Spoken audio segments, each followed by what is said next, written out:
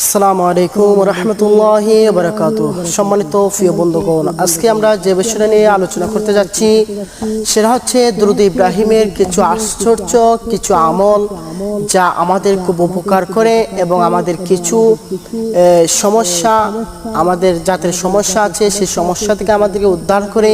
যে আমলটা করলে আমাদের সমস্ত রোগ ব্যাধি এবং সমস্ত কুফরি কালাম, সমস্ত জাতটুনা থেকে আমরা মুক্তি পাবো।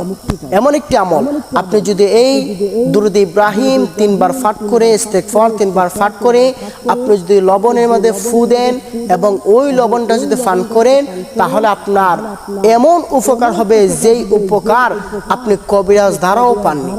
তো সম্মানিত প্রিয় বন্ধুগণ, আমরা এমন আশ্চর্য একটা আমল জানতে যাচ্ছি, সেটা হচ্ছে দুরূদ ইব্রাহিম এবং ইস্তেগফার পরে লবণে ফু দিলে যে আমলটা আমাদের অত্যন্ত কার্যকরী একটা আমল। তো চলুন আমরা কিভাবে এই আমলটুকু করব। আল্লাহ রাসূল সাল্লাল্লাহু আলাইহি ওয়াসাল্লাম বলেছেন, দুরূদ ইব্রাহিম শ্রেষ্ঠ একটা দুরূদ, দুরূদের মধ্যে শ্রেষ্ঠ দুরূদ হচ্ছে দুরূদ ইব্রাহিম। আমাদের দুরূদ ইব্রাহিম হচ্ছে শ্রেষ্ঠ দুরূদ। এই দুরূদের উপর কোনো শ্রেষ্ঠ কোনো দুরূদ নেই।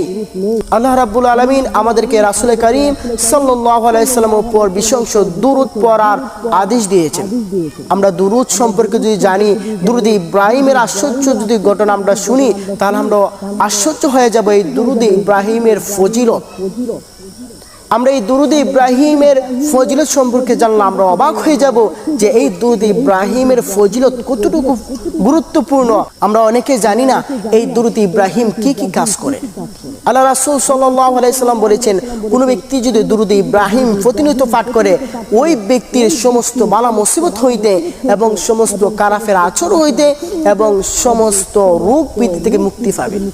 শুধু তাই নয়, আমরা আজকে যে বিষয়টা জানবো সেটা হচ্ছে দুরূদ ইব্রাহিম 3 বার পাঠ করে আপনি যদি লবণের মধ্যে ফু দেন, আপনার এমন উপকার হবে যে এটা আপনি আগে কখনো কল্পনাও করেননি।